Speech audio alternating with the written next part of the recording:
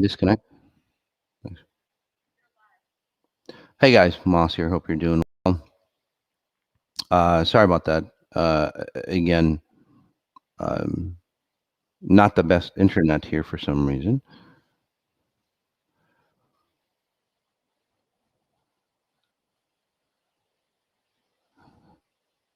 Um,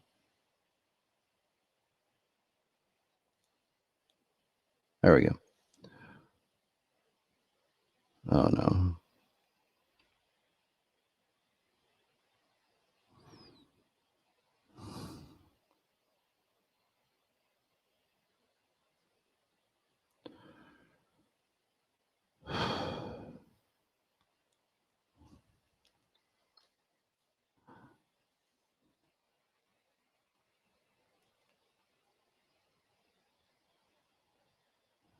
Hopefully I'm okay.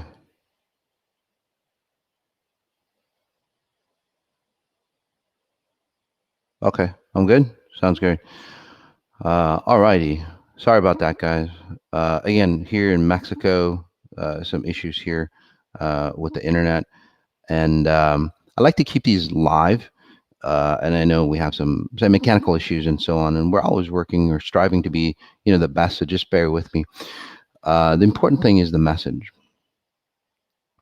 and that's the key. The message is highly important. So don't go, well, they don't have bad internet. This guy doesn't know what he's talking about. Again, it's the bad internet. It's not about, say, the logic or intelligence. Okay, so back into the concepts of enlightenment, okay, or what real enlightenment is, and Yami, if you can, some of the people that, because I turned everything off on my system, so I'm not going to take a look at your uh, the comments. So Yami, if you can send me some of the people on Telegram on for me to analyze, that'd be fantastic. All right. So let's all take a deep breath in, um, and we'll go into, say, those deeper states of understanding what enlightenment is about.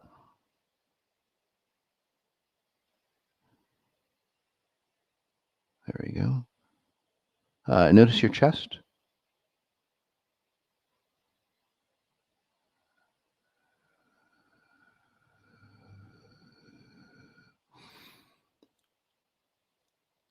So we stopped where we were talking about uh, control, or again the political leadership, and maybe sometimes. Here we go. So let's. Sorry, I'm just gathering my thoughts. Analyze. There's a ton of people again, so thank you for that. And again, please subscribe to our channel.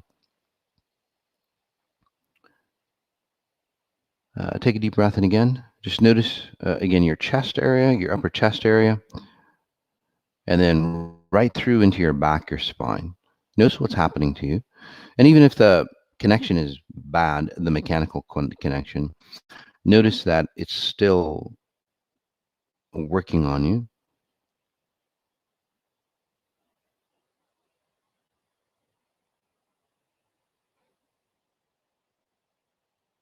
There you go. So let's move into the spiritual aspects, or the spiritual, say, definitions of say, enlightenment. Because again, most or almost all definitions of enlightenment come from, say, a physical attribute that the person has acquired or done. A lot of individuals have, say, attached enlightenment to a piece of clothing that people wear, right? Like you walk in Mexico here, certain areas, and people are wearing robes and beads, and then they go, "Well, that guy must be enlightened." Obviously, not. So, uh, is it just you wear a robe and then you become enlightenment, or if you have somebody with a beard, white beard, long flowing white beard, and then maybe a turban or something like that, and then you're enlightened? Well, you're not. Again, because enlightenment doesn't have a physical attribute. So again, so a lot of key phrases here. So I'll say that again. Again, enlightenment does not have a physical attribute. Okay, when you look at an individual who is enlightened, you would go back, or you would automatically say have a deeper connection to them. Now, some of you who are, say, frightened, for example, or you run patterns of fear, you would fear that individual who would be enlightened. So you would think it's like, well, shit, they're not enlightened because they frighten me. So why would that be? Right? Because enlightened leaders, say like you saw Jesus, or Buddha, or Muhammad, or again those key people that were like enlightened, you would go, well, I would never, if a Jesus came up to me, if Jesus came up to me, God resurrected, came up to me, and it's like I would see Jesus as Jesus, especially if were of that religion, right? Christian or Catholic or whatever religion that believes in Jesus. Um, that you would think it's like, well, no, I wouldn't. Well, in fact, you would. In fact, when Jesus had told the world that he was an enlightened being, right? What happened? They tried to kill him. They tried to push him off a cliff. And then also, well, the Romans, look at what the Romans did to him. So again, you would not define them or Jesus as enlightened back in the day. So, and again, Jesus was enlightened, just to get the facts straight. But all I'm saying is that for you to understand enlightenment, or for you to know what enlightenment is about, you would have to say dispel your argument or your logic on what you think enlightenment is. It's got nothing to do with how you feel towards a person either. Again, and the reason is because if an enlightened being comes through, or say you go straight to a Godhead, okay, or some, however you define God, it doesn't matter. You would be scared shitless. Why would that be? Because God, in your definition, not mine, in most people's definition, even atheists, right, that don't believe, go, well, God is a loving being. And then why would I be scared, right? And then scientists and atheists would go, well, if he was a loving being like that, then why the hell is he scaring me? And again, it's usually a he. Again, there is no, say, physical definition of an enlightened being, especially a Godhead, or, a high level spiritual being, or like an angel, like Saint Michael and Saint whatever. Are they enlightened beings? Well, yes, they are, but they would come down into your definition as a male or female. So let's take a deep breath in again. And I know I'm going quite deep, and I know, again, because of the disconnect and so on, we're a little confused. But mostly the confusion from what I'm seeing comes from you unraveling, or you unraveling the concepts or logic of what enlightenment is about. So especially for those who are new, so if you are feeling, say, distorted, disoriented, confused, or going, fuck, this guy is crazy, I don't like him, that's all your bullshit, again, releasing, so you become closer to enlightenment, because that's what you wanted, right? Although there are people on this live session, or maybe on a recording, that'll like analyze me to, I don't know, try to break the logic down and so on. Again, when you're at a high level of enlightenment or consciousness, it's pretty damn hard to break your logic down, unless you spread lies about me, or the concept. So again, it doesn't benefit you, doesn't benefit society if you do that. So and that's what we're here for, right, as humans, right, to again create a bigger, grander species for ourselves. So let's take a deep breath in again. Come back to enlightenment. So if that's not enlightenment, then what the hell is? Because literally, I've created or destroyed all cornerstones, or concepts of what enlightenment would be to you, right? It's like, well, what is enlightenment? Well, enlightenment is all about space and time. Enlightenment is about space time. It's got nothing to do with what you're wearing. It's got nothing to do with the knowledge you're, say, spewing out. There's a lot of great knowledge, by the way, like Plato, for example, or whether it's like philosophical knowledge or whether it's a spiritual knowledge. Again, it doesn't really matter. You could have that information, and I'm not saying that information is incorrect. The key to be enlightenment is, are you the information? There's a huge difference there.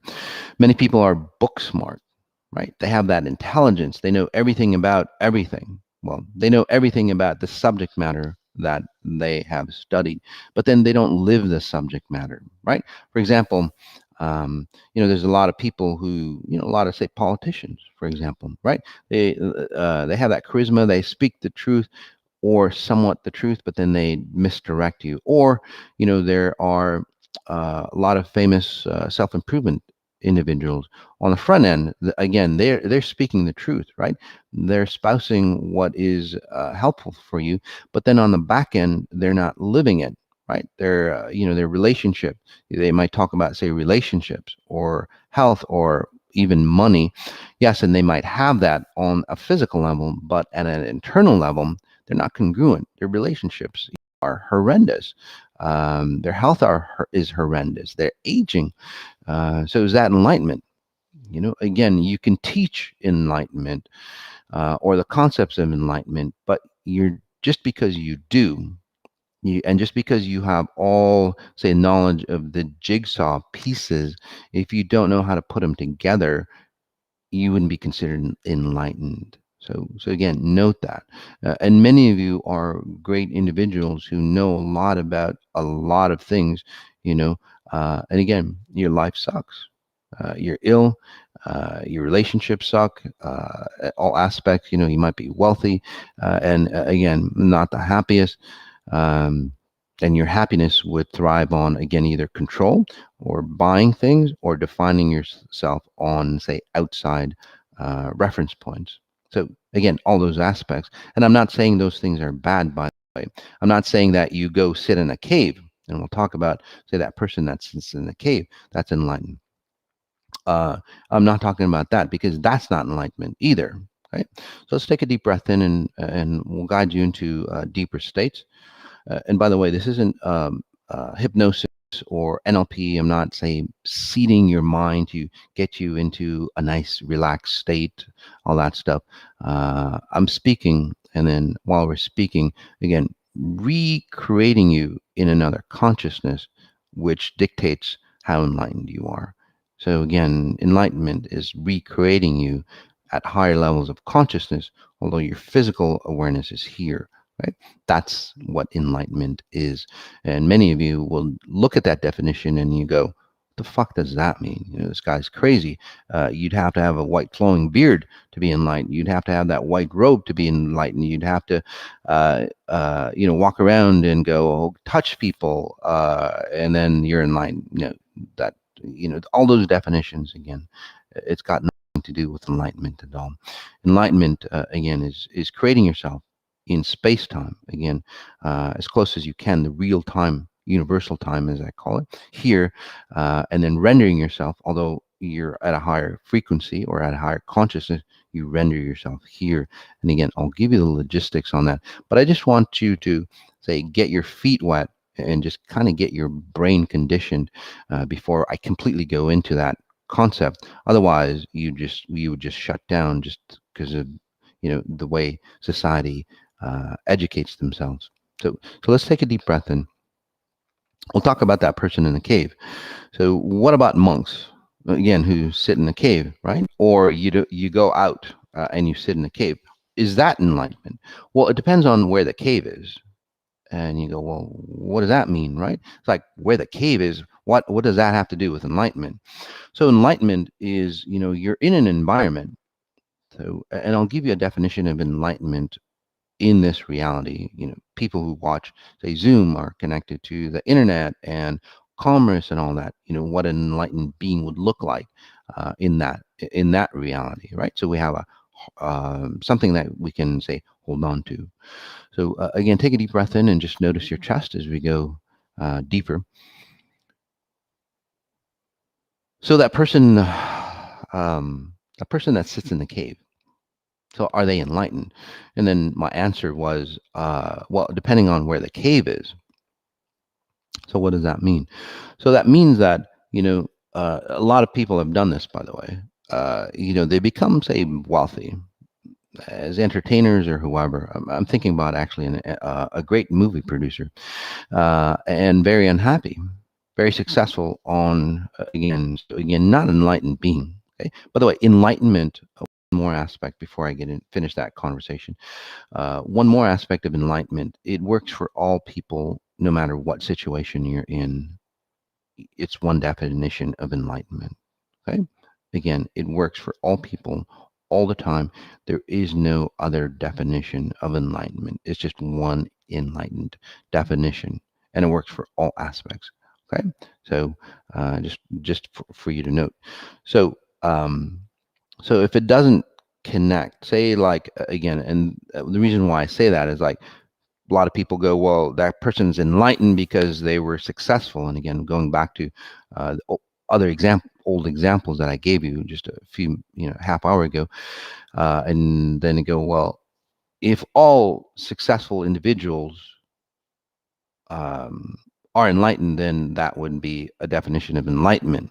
Okay, but all successful individuals or who created mass wealth and success, there's a lot of them that aren't happy, that aren't enlightened. So that definition or that rule set on what you see enlightenment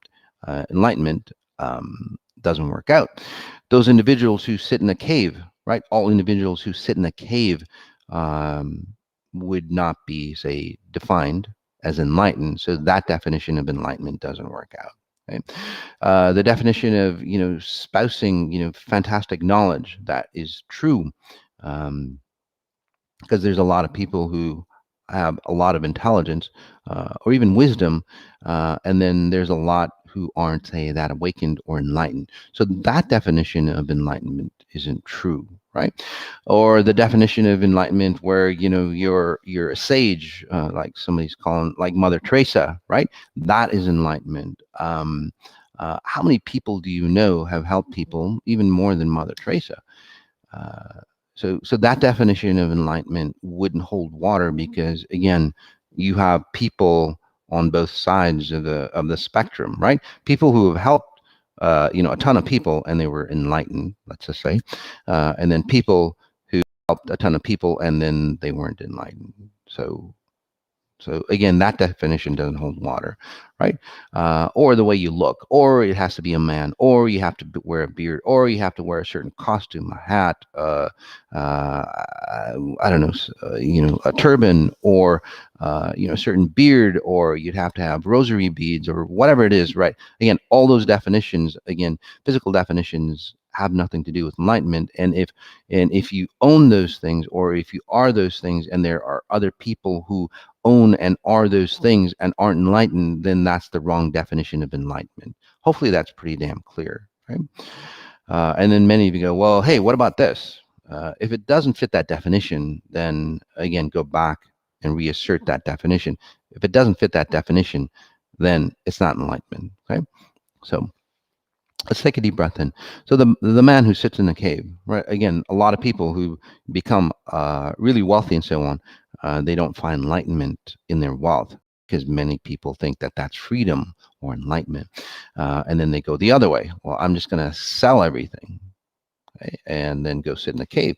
Or some people just bypass that step of becoming wealthy and then go, well, fuck, I'll just be poor, get a trailer and just, run around the country and then sit in a cave or in my tent and I'll be enlightened and then just connect to the ocean or whatever. Again, that's not enlightenment because there's many people who do that and aren't enlightened. They're just fucking poor, right? So they can't afford anything else. So again, that doesn't define enlightenment. So I talked about, it depends on where the cave is. So what does that have to do with it? Well, if you're in a culture, say like you're, out again, outside of, civilization. I don't know if this reality is so civilized. The advanced world, okay, without internet and so on like that. And you're a being, and that's your world, that's your environment. You live one with nature, right? You live off the land. You're complete. You're happy. You're sitting in a cave. You're enlightened. And again, I'm not saying all those individuals who sit in a cave, but that one person, okay, with, and I'll give you the definition in just as I have, but I'll make it clear for you, because again, this is very, say, different logic on what enlightenment is. That person would be enlightened, okay, and it's not because he's sitting in a cave. It's because he's complete. He's in space and time. He resonates at a higher level consciousness, although he renders himself here in this reality. Okay, and he sits in a cave, so that person would be enlightened. Okay, now you have a lot of, say, Buddhist schools who would, say, reject all aspects. So they live in the modern world, and then they pretend that, well, if I disclaim everything and then sit in a cave, okay, with nothing, and be happy about it, then that's enlightenment, or that's the path to enlightenment. It's not, okay? Because what enlightenment would be is that if you were to practice that, okay, and again, the real Buddha would be an enlightened being, okay? So the real Buddha would be this way. He would live in the modern world, accessing the modern, say, realities, or the modern, say, luxuries of the world, but it would not destroy him. It would not distort him. It would not define him. Again, completely, say, centered without distortion. And those things around him would, say, accentuate his enlightenment, his being here. Do you see the difference? So if you think that you're living in this common or advanced society, and then you just remove yourself of all aspects of the world and then sit in a cave, you're not enlightened. Right? Could it be? Maybe, but basically you're avoiding your reality, or the reality that you should be in. Okay, so just to give you a clear version of it, you're a polar bear. Okay, your environment, again, and all of who you are, based on, again, living in a certain environment, a cold environment. Okay, so what you're saying is, I don't like this cold environment. I'm going to go live somewhere else. I'm going to go to the tropics. Again, I'm going to go live outside human advancement, and then go live out, in the tropics. So again, the polar bear, right? He's living outside his environment, their environment, and then I'm going to excuse myself from that environment, and then I'm going to go exist again in the tropics. Well, that polar bear would soon die off, right? So would that be an enlightened being? Of course not. Again, you'd be dead. Or and people go, well, that's a bad example. It's really not. Think about it, and you'll see that if you if you if you if you're in your environment, and then you try to remove yourself of your environment to be happy, it's not enlightenment, is my point. Okay, hopefully that makes sense, right? So you're in an environment that, again, the internet, currency, transportation, the way we see it, you're in that environment. So if you void yourself of, say, the consciousness that you exist in, you would not be enlightened. Right? And that's the key. So overall, as we take a deep breath in, and now I'll give you, say, the science, or the way XI looks at what enlightenment is, and then we'll go into a deeper state. Let's take a deep breath in. Just notice, say, the back, the top part of your neck, and notice how you feel. Again, maybe misconstrued, for example, or like separated. Yeah, many of you are feeling, say, really, say, pixelized, for example, or shattered, or again, coming apart, so to speak. That's you removing your identities of who you think you are. Okay, it's you removing, in other words, you're removing judgment of who you think you are and how how you think this reality is created, or how you think this reality should work. You're an observer to who you are. That's what you're feeling. That's what you're experiencing right now. And again, obviously, it's not your normal meditation. Take a deep breath in. So the XI definition, again, exponential intelligence, for those who don't know exponential intelligence, it's a body of knowledge. It's a body of timeless knowledge. So this knowledge would apply a million years ago, it'd apply now, and it would apply a million years into the future. So again, it's not time-based. And that's the type of knowledge that you would need to define, say, enlightenment, because enlightenment is, again, an awakening of you being in space-time. Okay?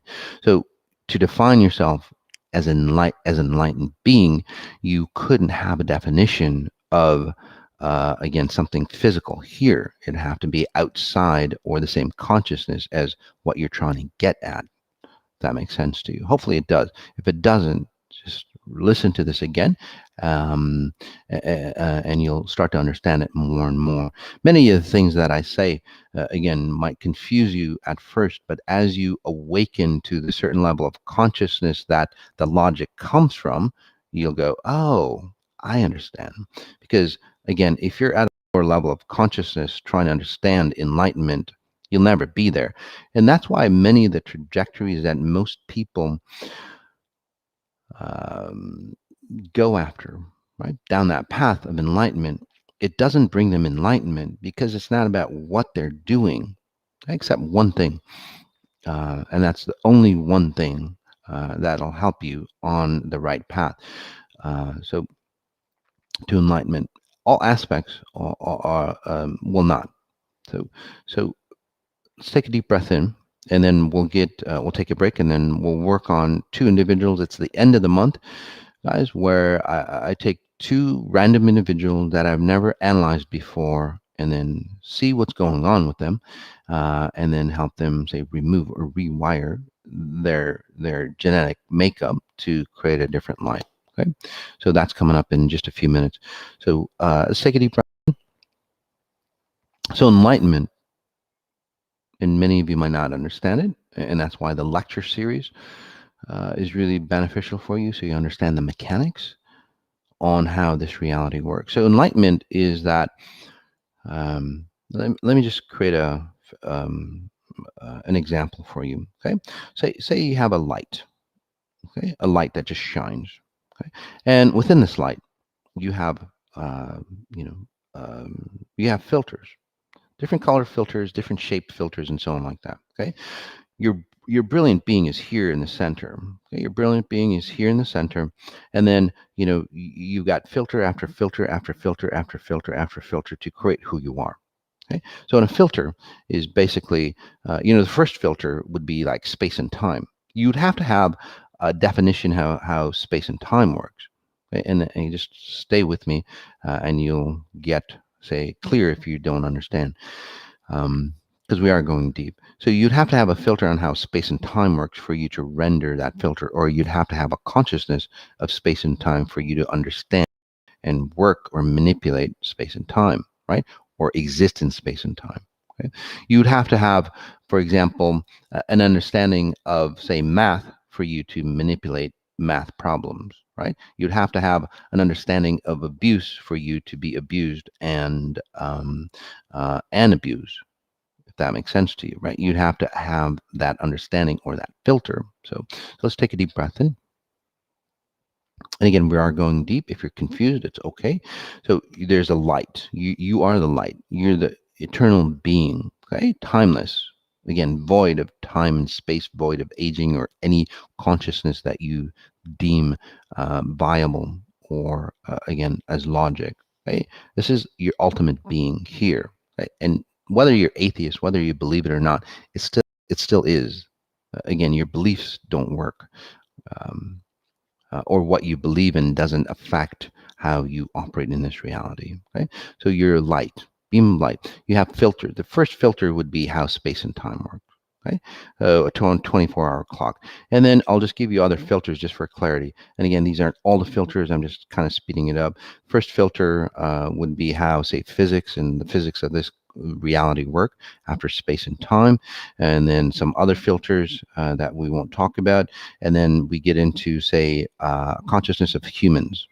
Okay, or basically a filter of nature, and then from that filter, a consciousness of humans. So if you look at it as a hierarchy chart, right, you have one being here, and then it splits off into, you know, space and time, and then it keeps splitting off, kind of like trees, you know, yeah, like a family tree type scenario, right? It keeps splitting off. So you have filter upon filter upon filter upon filter. Again, humans, you have a filter of being human, so you render yourself in a physical form, because again, it's a filter that's needed for you to understand that you're human, okay? And then to operate as a human being here. And now, if you had a filter as a squirrel, you would render yourself as a squirrel here. Um, so you're human, and then female, male, and then because that's a filter, and then all the experiences that your society has gone through. Again, all the filters. If you've been, say, abused as a child, okay, whether say you've recovered from it or not, if you've just taken psychology and so on for that, you haven't recovered from it. XI is the only way to really recover, because again, we rewrite that filter for you. We just, it's not a facade. So those are all filters that you've rendered yourself. Okay, and what you think. So you're way the hell over here. Okay, you're way over here. You're way over here. Your true being is here. Okay, so your enlightenment, and if you'd like, well, let's do it this way, because most people think enlightenment is going high. So, so your true being is here. You know, you're living down here. Okay. So the key to enlightenment is that you exist in this reality. You exist in this time-spaced reality. Right? You render yourself, or you reflect yourself, just like a movie screen. You're rendering yourself here. The key is that enlightened beings are, you remove as many filters in between. Again, the filter of how you identify yourself as say success, right? That's a filter against success patterns, or you know, all the enlightenment tactics, that definitions that I talked about. All those patterns are, again, are void of that. So the key to enlightenment is again, you're a brilliant being here. The less filters that you have in between your ultimate self, okay, your pure self, your limitless self, um, however you want to define it, okay, here, and then your time-bound self here, the less filters that you have deems, say, the enlightenment level that you're at. Simple as that. So many people who practice XI, this is where many of you start to wonder or question yourself. Well, who am I, right? And even you look at you being a man, or you being a woman, right? You start to lose that definition on how, say, humans look at men and women, and then you have a pure definition of what, say, a man and woman would define themselves. So you move away from, again, societal patterns. You move away from genetic patterns, hereditary patterns, all those aspects of yourself. All those aspects of yourself, again, and you become the true default state of who you are, defined by your higher being of who you are. So you would be a man or a woman defined by your higher self, limitless self, not according to, say, culture or standards or religions or any aspect of that. Okay, so that's what enlightenment is. Let's take a deep breath in. And again, we could go on and on, but again, it probably confuse you more and more. The best way to become enlightened is to observe how you render yourself. Okay? And that's why spatial referencing is highly important. So it goes beyond mindset. It goes beyond mindfulness. It goes beyond all that. All you have to do is be aware of, say, objects around you, and then you. And I know that sounds weird, right? Because you thought you'd have to go to school to become enlightenment. Not necessarily. Become aware of, again, the objects around you, and notice where you are, because it's a reference of time and space. That's what enlightenment is about. Okay. The knowledge that you seek, by the way, comes as you reference or you understand the consciousness or where you create yourself here. And I'll show that for you. Take a deep breath in. Notice your upper chest.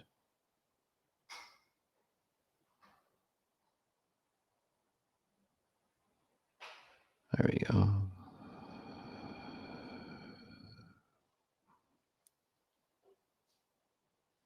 So note that expansiveness that you are.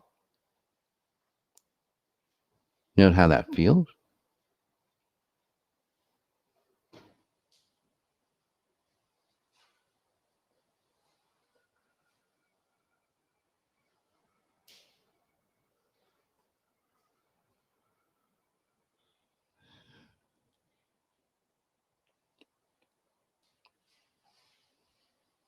So that's the definition that most people seek enlightenment for, right?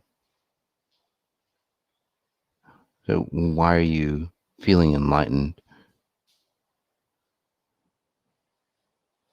Your knowledge, your bank book, your relationships, all those things haven't changed. And that's the key. Wonderful breath in again.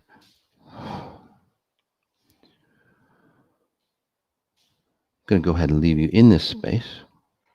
We'll come back and we'll analyze individuals on why their life is the way they are. So we get to really understand on, say, what holds us back so we can remove it, so we can become enlightened. So again, we'll be right back.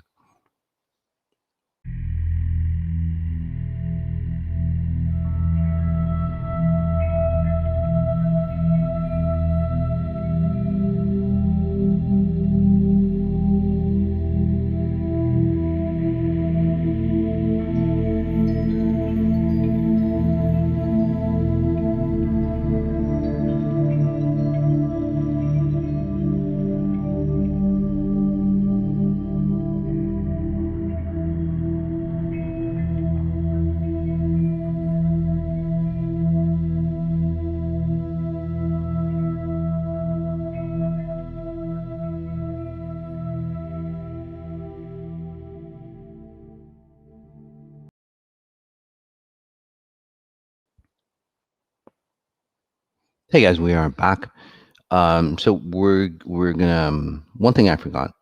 We'll go to Fazila. Hopefully, I'm saying that right.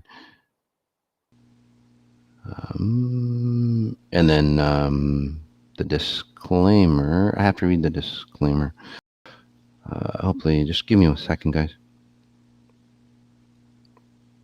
If we could put that up for me, that'd be fantastic. Anyway, so while we're getting the disclaimer,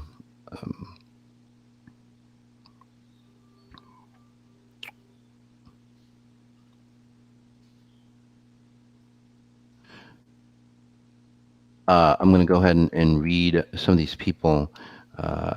So Dalai Lama, no. Matt Kahn, no. Eckhart Tolle, no. Sadhguru, no. Patrick Flanagan, no. And I'm not saying it's not yes or no. There's, again, different variations or different levels of, say, enlightenment. Okay. Teal Swan, no. Muhammad, yes. Gandhi, no. Patrick Flanagan, no. Howard, no. Valerie Tejina, Mother Teresa, Dr. Pila, Bentino, hell no. Rumi, kind of up there. Dalai Lama, no. Kevin Trudeau, no. Buddha, hell yes. Matt Kahn, no. Matthias, Patrick Flanagan, no. Ananda, yes. And again, not complete enlightenment, but Daniel Reitzker, no. Are they have they awakened at some level, some knowledge? Yes, but like complete abundance. Um, Before you can, give me a second. Hi, can you hear me? Okay, hon.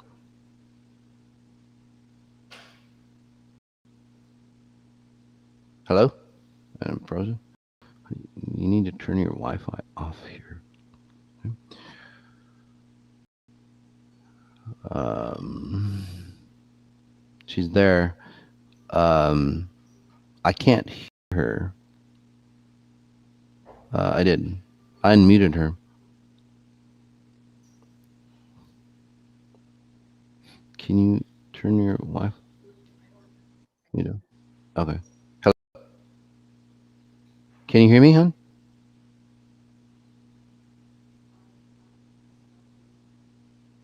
Oh, you'd have to unmute yourself.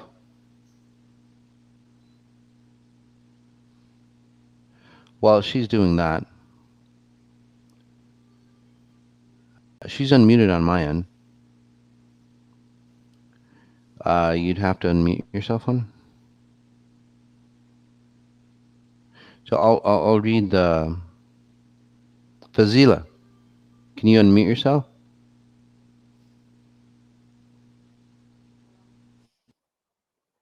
So I'll read this disclaimer, guys, for you.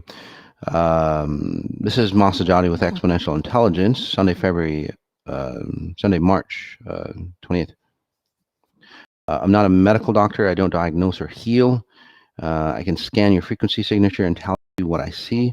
Please consult your doctor or professional for professional advice.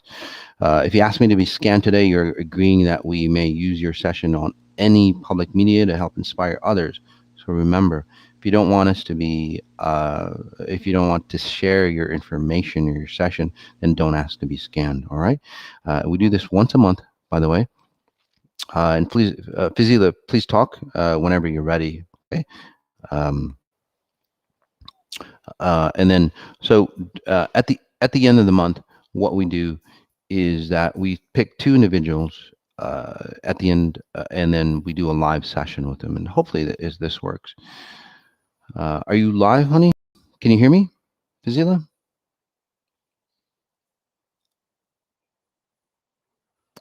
Um, hmm. Um, let's go to Ken. Ken, are you there? Yep, I'm here. Alrighty, fantastic. And then we'll try to figure out what happened to Fazila. By the way, Yami, I couldn't see her on my Wirecast. I could only see Ken. So, so figure that out. And if we can't figure it out, then we'll just work on Ken. So, Ken, it's okay for me to analyze you and see what's going on, right? And share it to the world, right? Yeah. And then we can use your story any way that we can to help others, right? Expand.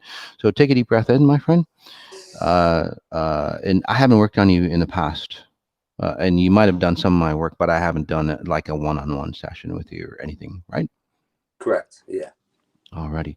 So, you know, as we go through, I'll just analyze you, and then if you want to ask me questions or anything like that, uh, you can.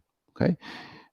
You know, your groin area, this area here, for example, when I analyze you, that frequency is not there for you. So you might feel, say, empty or hollow or incomplete. So frequency wise, you know, you create a signature, or if you know, if a camera could see what I see or analyze, again, it wouldn't be a visual spectrum, but you know, you'd be have your head, your shoulders, arms, and all that stuff, your upper torso, and then it'd be kind of a void there, or convoluted, and then it'd be your legs. So that section is kind of void. Does that make sense to you? So, Yeah. and so what you would experience, because you go, well, shit, what the hell does that mean? You know, especially those people who are doubters, which is okay. It's always good to question things. So it's like, what does that mean? So for you, as a human experience, you try to always prove yourself to people. You'd always try to be, say, that good person, and you would always try to validate yourself in front of anybody's eyes. Does that make sense to you? No matter who they are. Yeah. Okay. So no matter what you do, and people who are like, say, super successful, people who make, a shitload of money, billions of dollars, they run this pattern. Those billions of dollars would actually start to destroy them because it would magnify the void that they would have. Because most people go like you didn't seek, say, fortune and fame. You seek wisdom and knowledge to, say, complete that void. Does that make sense? Yeah. In fact, you move away from, because that's what you've learned. And again, I think you'd be a great example, I guess, a textbook scenario for enlightenment, because you've seeked enlightenment, or again, you might have done a lot of traditions, or yeah, customs, or yeah, traditions for you to become a grander version of who you are. Does that make sense to you? Yeah. Yeah. So I don't know if you've done like ayahuasca type ceremonies or anything like that, but again, a lot of ceremonies or ayahuasca journeys and so on. Again, to seek that enlightenment. Does that make sense to you? So, Yeah. quite a few actually. 1, 2, 3, 4, 5, 6, 7. Wow. How many times have you done ayahuasca? 1, 2, 3, 4, 5, 6, 7. 7? No, three Or times. okay. I see you doing things 7 times. Like whether it's ayahuasca or you might have tried something else to, Yeah. yeah. So like say 7 journeys, whether it's ayahuasca or something else, from what I'm seeing. Does that make sense? So, Yeah. so and again, if you don't mind me using you as an example, can is that what happens with people who become enlightened with you is that, like you, is that your identity stays here in the lower consciousness. Okay, you're that void here. Okay, stays in the lower consciousness. But then ayahuasca and so on, if done right, and you've kind of done it like half-ass, right?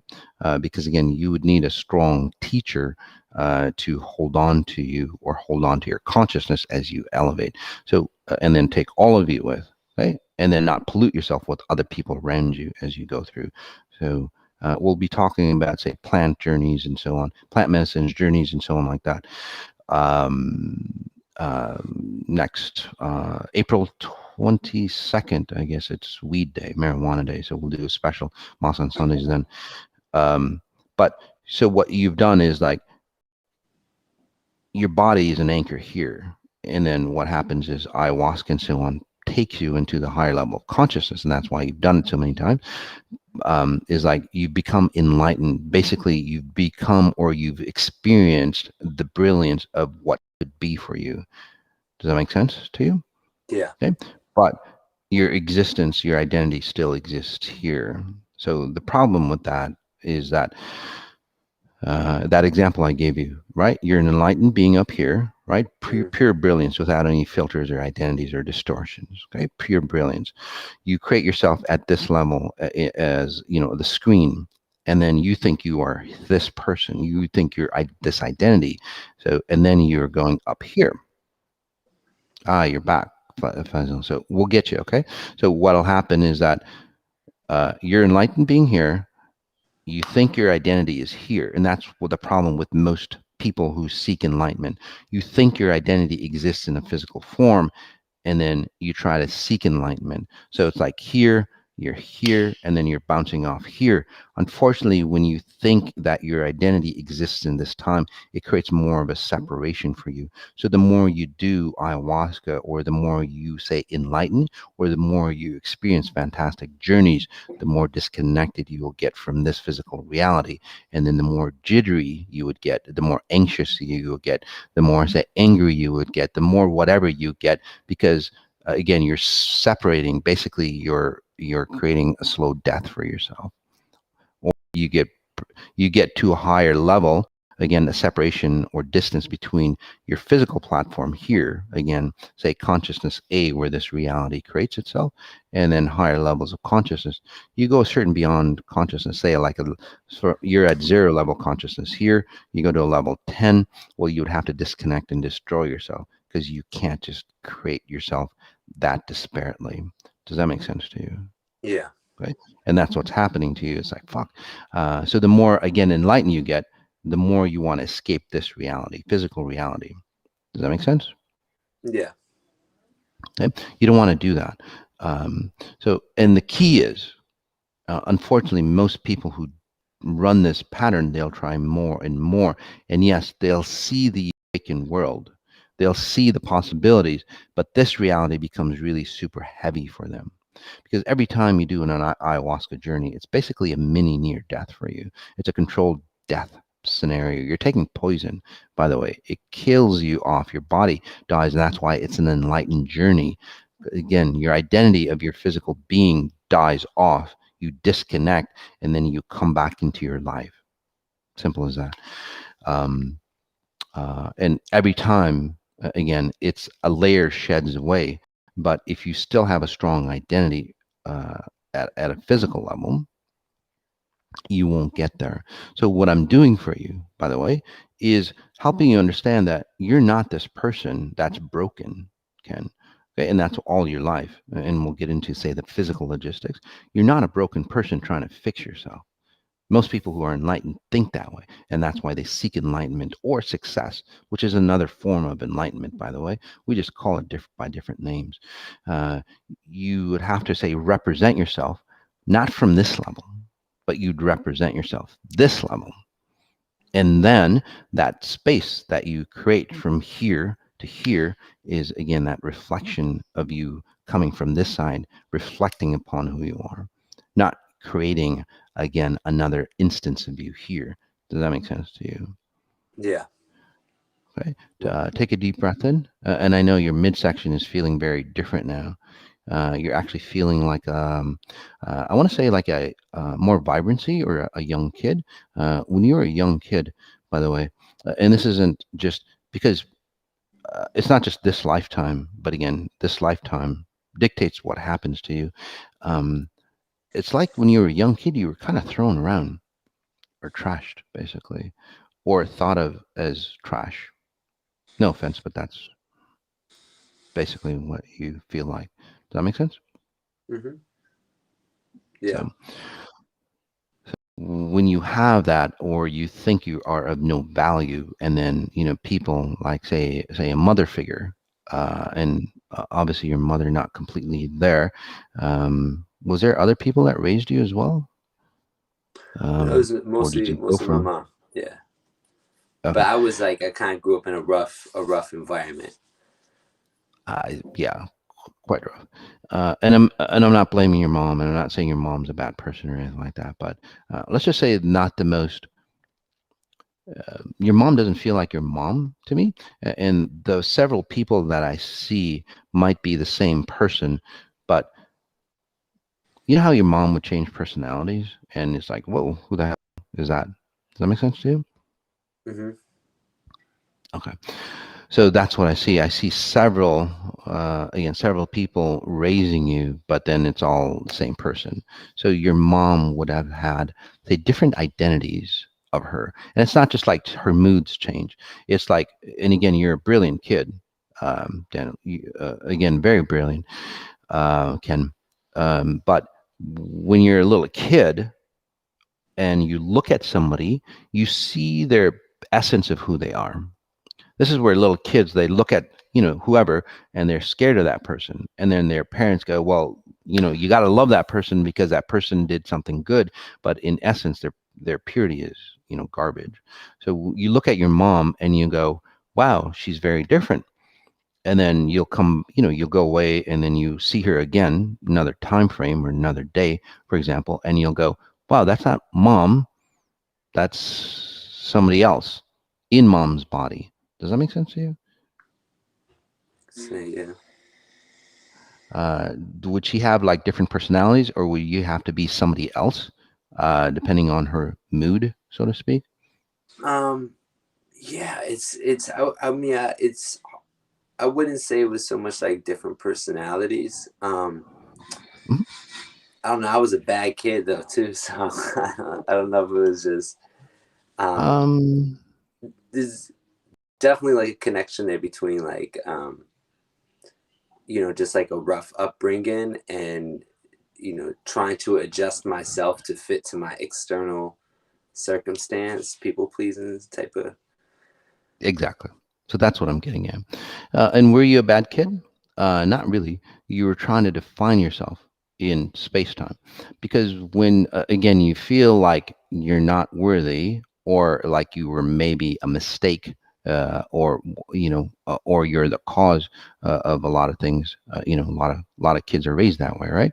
It's like you're the reason why my life is the way it is, and again, you're all that stuff that people, again, that's your rough, say, upbringing.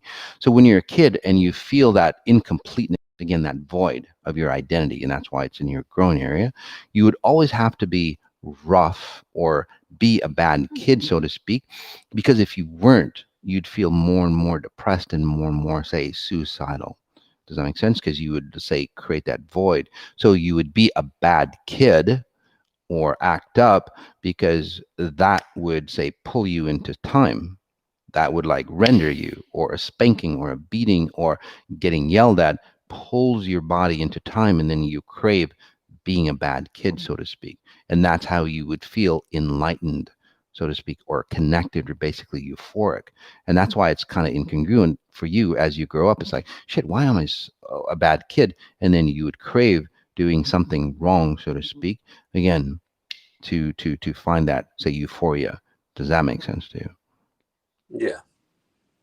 Okay, so you're not a bad kid. You were a kid that, well, your parents are supposed to help you define yourself in time and render yourself here. That's their only job, by the way. Everything else, if you understand that, everything else falls into place. So, so all this time you're trying to fulfill your void. Okay, you're trying to prove yourself, and you go, well, helping others will help. Being all that to somebody will help. But again, it creates more of a void for you, because the more love, love for people, you have a great love for people, but that respect isn't, say, held back to you, because love is a magnifier. You have a pure love for people, for consciousness, and the bigger, grander things. And again, that's why many people that run your patterns destroy themselves, and actually they destroy the reality that they're in.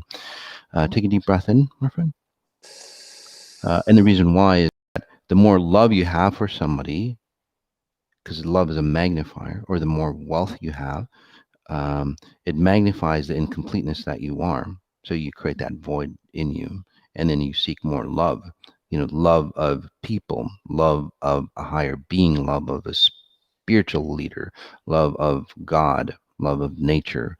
Again, all those things are magnifiers, and they're not there to destroy you, but most people look at it the wrong way.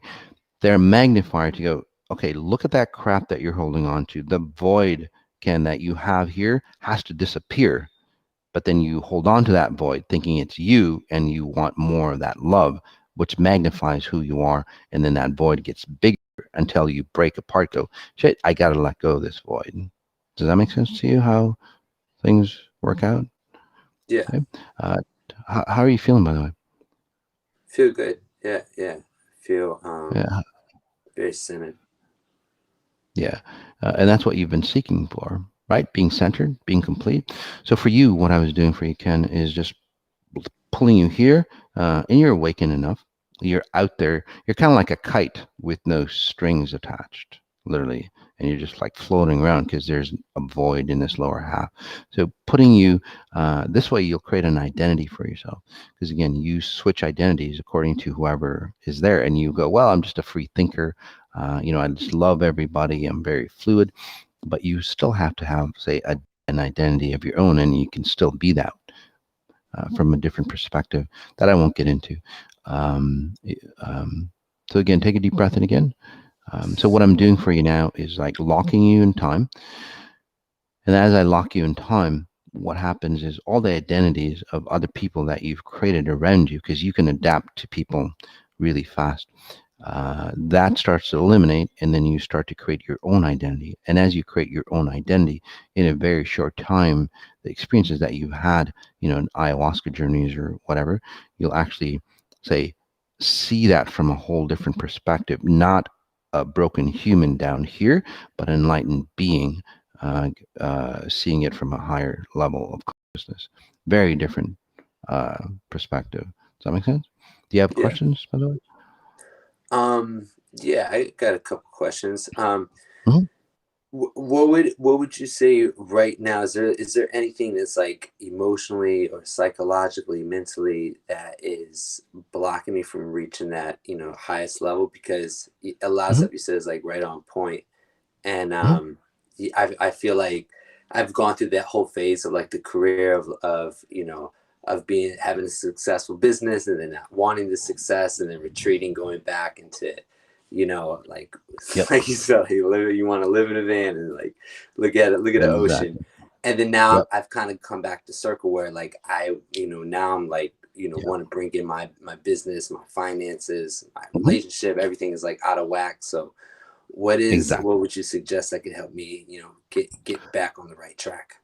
Well, at the psychology level, and all the techniques that you've learned, you're on track. But if so, all those things are congruent. All those tools are in place. But if you have, say, a wrong blueprint on what you're trying to build, Hmm. none of those tools will work. So, and it sounds strange, but what I did for you is probably worth a lifetime for you, because right now you'll see that you're a solid center. This area will recreate itself here. Your identity will recreate itself. So you'll start to expand. The psychology and all that will just fall into place. You're good to go on that. You've taught yourself a hell of a lot of things. Psychology, self improvement. Again, you've gone through the gamut. So, and all those things again, they're not bad. But if you can't say you can't create a foundation with those. So those are surface level. Again, your physical identity of being broken. Okay, the aspect again, what I did for you is create, say, a solidness of where you are in time and space. And I know that might be off center to you, or I don't understand it. You don't have to understand it. After this session, you'll see that, and even now, do you notice that you're more clear minded and you have, say, a perfect direction that you go to? Does that make sense Yeah, to you right now? yeah. Um, I would say. yeah, and it's like, well, you didn't do anything. Your psychology didn't change or anything like that. All that changed is you defining where you are exactly in space time. So I would suggest the 18 days for you, uh, and then the psychology and all that stuff again that you've done will, say, just fast track you. You'll have a successful business and feel enlightened at the same time. And that's how. So what you do, your product or services that you're sending out, because I know you're a helper of people, when they touch your product or service, they go, wow, this is real. This is real value for me. That's the new business paradigm, by the way, I talk about. This is real value for me, and people will get naturally attracted to you, because that's what people are looking for, not just more goods and services or more product. They're actually looking for frequencies. So, does that make sense? Yeah. So you're on the right track. I would do the 18 days coming up in April. Again, not. I think it's on the 5th, April 5th, I believe. I believe. So that's coming up for you. That will fast track all the thing that you've done, your ayahuasca journeys or whatever else that you've done. All those pieces that you're trying to figure out will literally fall into place for you, and you'd be on the fast track. Okay. Awesome. Okay. Any other questions, quickly? Um, yeah, like my relationship with my partner's just been, really crazy. What do you see going on with that? Is like stuff in my head, or Well, is well, is it your a unhealthy relationship. situation?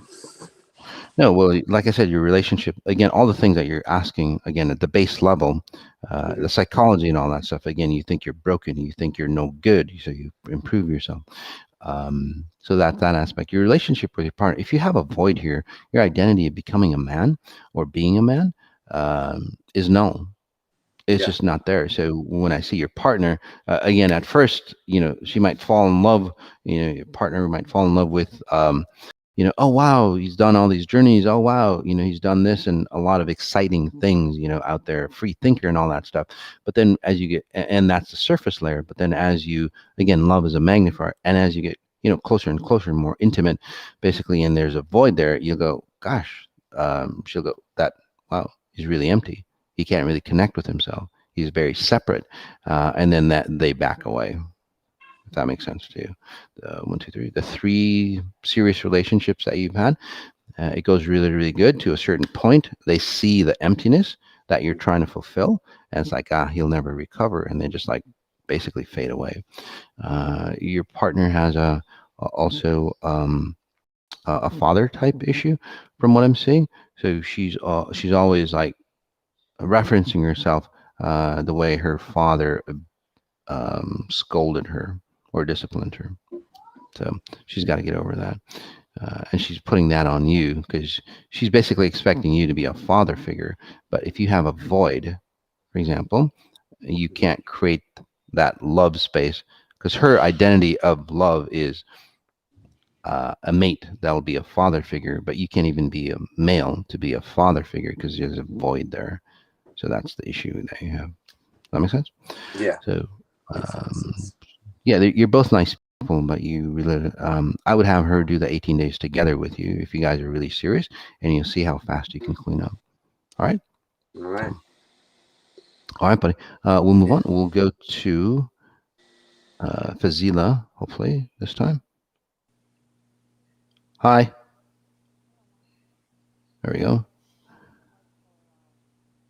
Um, I can't hear you, hon, for some reason.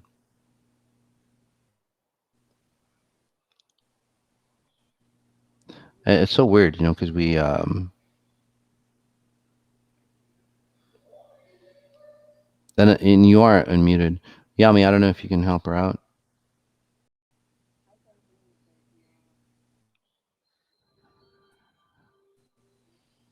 Yeah. So again, Fazila, can you unmute yourself? There's a little microphone. Hello. Okay, you're really low though. Now you're really, really low. Can you hear me?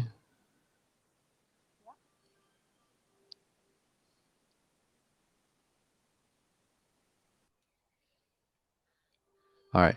So, um, so I'll just give you a minute or two, or I can just read you, and then you can just, I guess, just shake your head. Can you shake your head if you understand, honey? Okay, so I'll just read you, and then we'll just do it this way. So again, very religious background from what I'm seeing. The good person scenario from what I'm seeing, you have a lot of traditions or culture that is based on again a good person, bad person. So whenever you're like that, you're always living in a life of sin, and you're never good. And because you feel again, say a life of sin, or you try to be a good person, you would carry the burdens of others for you, even after they die. So when I see you, you're carrying the burdens or the illnesses that you have, by the way, and I'll just run through them real quick. And again, does that make sense so far? Just shake your head. Yes, no. Can you hear me?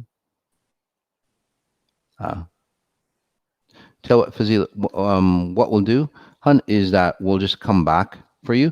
Yeah, we'll come back for you because I we can't connect. Okay, so we'll just move on. All right, Hun. Anyway, so as we end, guys, again, disconnect on her issues on her end. So if you want to be on live. Again, good camera, good sound. You're comfortable with the technology. Should be pretty simple, but you're comfortable with the technology to be say analyzed live. Okay. Otherwise, during the normal MoS on Sundays, I do analyze you, but we just don't converse back and forth. Okay. So as we end, guys, a lot of good things coming up for you. The April 18 day, the fastest way to transform your life, hands down. I don't care what you've done in the past. Try the 18 days, and within 18 days, especially if you've done a lot of stuff in the past, just like Ken there, right? He's done a lot of stuff in the past. He'll do the 18 days and he'll just like skyrocket. He'd be amazed at how fast you can do the same as well. It is an accelerant. It's not yeah, it is an accelerant of what you've done in the past and what you'll do in the future. Okay, so on top of that, guys, racing event coming up. It's in June. It's here in my, not here, it's in Minnesota, my hometown, Brainerd, high performance racing. And the cool thing about that is, what does that racing have to do with enlightenment? Well, when you're going high speeds, okay, you're going at high speeds, you get pulled into say a more microscopic definition of time, and as you do, you become, say, awakened, and that's what the lecture series is about, uh, on on this high performance driving event. So if you're not interested in driving, again, you can still join us for the lecture series, and what that is about is, again, XI abundance. So it'll show you how to create, say, massive wealth without the destruction of say normal wealth, like you see, right? A lot of millionaires, billionaires, but their life is horrendous, right? You don't want that kind of wealth. So this is how to create a spherical wealth.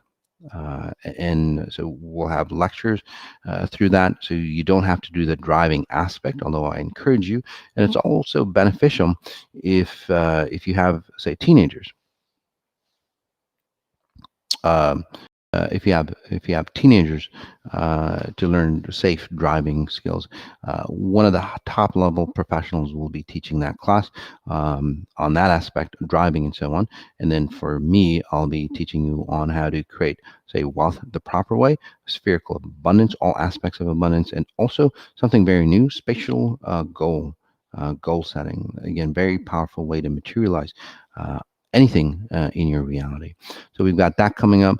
We've got the 13 ways to heal your love pain. All you have to do is sign up for a newsletter, and you'll get all 13 ways for free, plus a bonus. And then on top of that, we're going to have a singles event coming up, and then also a couples event coming up for you who really want, say, that's a glorious or fantastic relationships. So that's all ahead of you guys. So take a look at the website, masajati.com.